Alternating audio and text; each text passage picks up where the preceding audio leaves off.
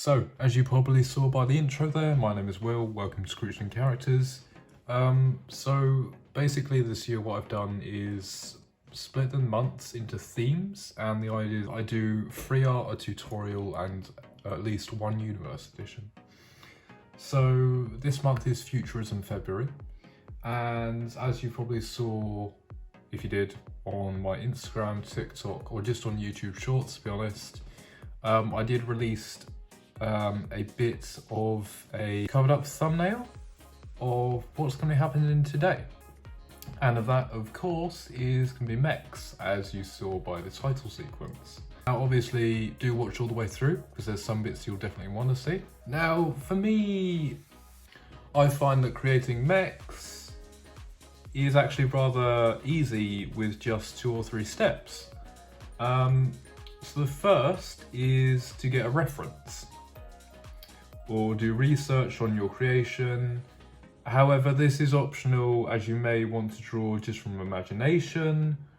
But on a side note, if you do make a reference to something, then try not to copy it completely, because this actually becomes plagiarism, which is not a good way to go about art or anything really, like essays and writing.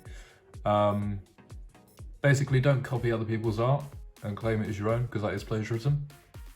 But be inspired, be innovative by it, is what I'm trying to say. The second step, if you don't do reference, and if you do reference, it's the same thing, is to do the most basic form of construction line. So actually, let's go ahead and give an example. So what I mean by that is literally you just draw sticks. So this, and then you could have maybe they're coming down here, and it actually helps quite a lot if you do circles at the joints. So I'm going to circle there, maybe one coming back here, maybe another joint there, and there. That comes down to there, and then obviously just play with proportion a bit as well, and where everything sits because of perspective.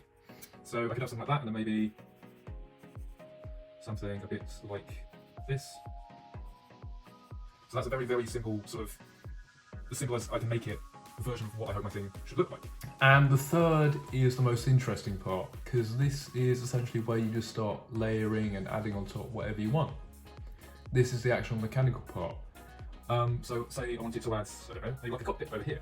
A cockpit here, just like that, and then maybe the cockpit needs somewhere to open. So I could add maybe like some sort of clip or some sort of opening mechanism just here. And then also maybe this thing's made of panels, so I can actually add some bolts and some panels just here like that. And maybe this thing has some guns, so I can add maybe some circle, a couple of lines coming out like that, some cannon there, to attach to the side, a 3D to it. And already you can see this coming through. Now this is just a very simple version of it, and obviously you can develop it a lot more. I have got some coming up in a minute, but I do actually want to try and develop a lot more, and you should see them coming along really well. And yeah, that's pretty much how mechs work. And to be honest, it is more of a demonstration rather than just a bit of talking. So it's literally those 2 or 3 steps, depending on whether you use reference or not. Yeah, so like I said, it's more about demonstration. So I've got a couple of bits to play in the background here, a couple of ideas I came up with while I'll do this voiceover. And obviously, like with all things, the more you do this, the better you get at it. And especially giving it a go at drawing more mechanical and electronical things. One thing that is quite fun and challenging to do though is to either find household or natural objects to try and add to your mechs and creations, essentially just layering them on.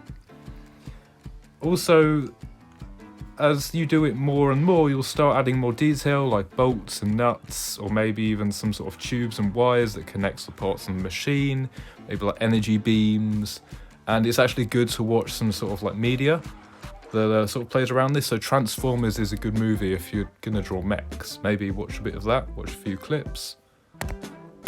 And actually, to be honest, this is the method I learned, and it has been very useful all the way through, so hopefully it does help you guys a lot as well. In saying that, this method isn't technically just for mechs. It can be used for buildings, vehicles, animals, cyborgs, etc. But also in so many different styles you can possibly think of, maybe like steampunk, futurism, maybe sort of like old, naturey sort of wooden parts as well. I tend to go for steampunk or sort of a cyber theme, you can go down any route you wish to. In terms of these types of mechanical creation, I would advise at least some sort of extremely basic reference. So just some mechs you found on the web, or again watching like Transformers helps quite a lot. For example, you might want to use a toy car if you're doing a vehicle. In addition, in my experience, it is better to get your own photos for reference, as you can't always find what you're looking for on the web. Now, with me behind the scenes, I do actually have some designs for some creatures, vehicles and structures which I plan to add to the CCU, which is the Creatures and Characters universe, which is the thing I'm creating this year through our monthly themes, and a bit of a narrative to go with it. However, that will have to wait till next video, which I hope should be coming out shortly, as I don't upload on a schedule, but rather sort of whenever I can, I guess. Oh, and one more thing, I forgot to mention colouring. And if you're going to colour, make sure to add shadows and highlights and all the separate parts, or shading, but try to make sure you aren't covering up any detail. This is why I preferably add accents of colour rather than doing the whole thing. However, if you were to, then I would suggest either watercolour or Copic pens or markers, and then just like black pen over the top. And if you want to do some sort of white pen as well for highlights, then go with it. Or you could get a really strong shade of one colour that you want to use, and very lightly sort of like scrub over the whole thing, and then obviously darker in darker areas and lighter in lighter areas. So for example, if I wanted to do the whole thing in red, I would use vivid red, but with very light pressure, obviously harder in darker areas. Yeah, so basically that's the video done. Quite a short one, quite an easy thing to do, and with my demonstrations here, what I've done is split into 4 parts.